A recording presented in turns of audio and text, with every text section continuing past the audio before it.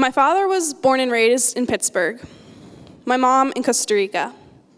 They met when my dad was in the Peace Corps. Because both my parents were sensitive to the enormous gaps between the haves and the have-nots in our world, I was raised to be fully aware of privilege and of the fact that our world is made up of multiple cultures, mindsets, and ways of living. Some of my best childhood memories were from spending countless summers and holidays in Costa Rica, spending time with my mom's family and assimilating into their lives for extended periods. From drinking café con mi abuela, to watching football con mis tíos, to exploring the amazing beaches and rainforest. Costa Rica was my second home. Summers not in Costa Rica, our family ritual was to undertake these epic road trips concocted by my dad, who is not only an avid rock climber, but really, a master architect of adventure of all kinds. When we were young, he bought his dream vehicle, a 1986 Volkswagen Vanagon, whose roof pops up and you can sleep in the top of it. So with this, we would set off on these epic trips, living out of our van, exploring the country, going to all the cool towns we could find and cities, but always with the goal of finding the best climbing areas in the country. It was through these trips that I was able to visit some of the most amazing wilderness areas of our continent.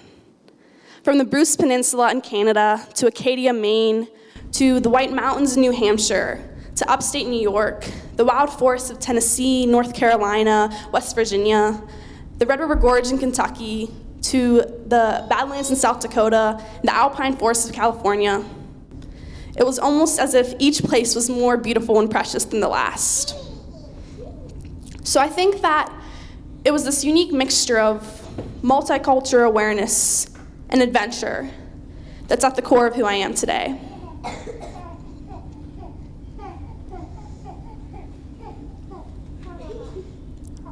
Through our trips, camping, hiking, climbing, and exploring the forests, mountains, and canyons of our country, I was able to see some amazing places, and my appreciation was able to develop into a full-fledged passion. I knew since a young age I wanted to do my best to preserve these resources, and so I was naturally led to environmental issues. So I think that as causes, both sustainability and social justice share a common obstacle in getting people to really commit energy to them. They are both so enormous. I mean, come on. Climate change feels so massive. And racism? Where do we start? It's no wonder that people want to turn off the news and instead binge watch Shameless or Stranger Things or spend their time taking BuzzFeed quizzes. And although I like doing those things sometimes also, and although I'm only 18 and only in high school, I know I want to make a difference. And I think I might know how. I think that the answer lies in this concept of community. I think that if we begin connecting like-minded individuals within communities of support to work together, we can get people to realize how their individual actions can make a difference. So my first personal example was, last year, 2 friends and I decided to reshape the environmental mindset of our school community. We formed Kappa's first Green Team, a club whose mission was to promote environmental education, encourage eco-friendly practices, and ultimately create a more sustainable school. So one of our first big projects was the construction and installation of a green machine, a recycling center in our school cafeterias. I remember how exciting it was, getting so many of my peers and seeing them involved and passionate about something I cared a lot about. Holding countless meetings, collaborating with nonprofits, working on campaigns, and discussing current events, I came to see how my individual actions did impact my school community. It's my hope that of the hundreds of students and staff who were aware of our work, maybe went out, talked to their friends and family, shared some of their evolving mindset, and perhaps in turn, those people did with their wider community. And so it goes, and so it grows.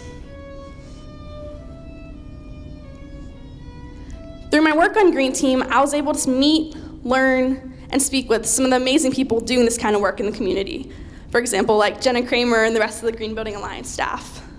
Soon, an upward spiral of opportunity began to occur. I began being invited to lectures, workshops, programs. It was after this that I took part in a summer program at CMU around climate change and renewable resources. The summer after, I went to Yale, studied sustainability, energy, and the environment. Yale was really special because it was comprised of students from over 115 countries. Never in my life had I been surrounded by so many smart, informed, and ambitious peers. It was so exciting. I remember talking to these people from across the world, caring about the issues I cared about. It felt like we were learning how to change the world. Soon after, I got to take part in a fully funded 6-week summer immersion program in China, where I got to live with the host family and study at a local university, Mandarin, for 4 hours a day, with hopes that I could return one day and do US-China international environmental policy. I got to take place in another program, fully funded, working with Dartmouth professors, Chilean Antarctic researchers, and Chilean high school students, going to Patagonia and Antarctica to study polar science. I think that these examples are wonderful at showing the opportunities that are out there for people who are willing to not only look for them, but to go after them, and how many of them don't even cost a penny. So the takeaway that I want to leave all of you guys with tonight is that there really are ways that we can make a difference and make our voices heard. For my peers, I encourage you to seek out opportunities, find communities of support, fight for what you believe in. And for the adults in this audience, I encourage you to be relentless in your mentoring of young people and to resist the temptation to succumb to apathy. And for everyone, please remember, there is a beautiful world out there. Let's do our best to not only protect it, but to make it better. Thank you.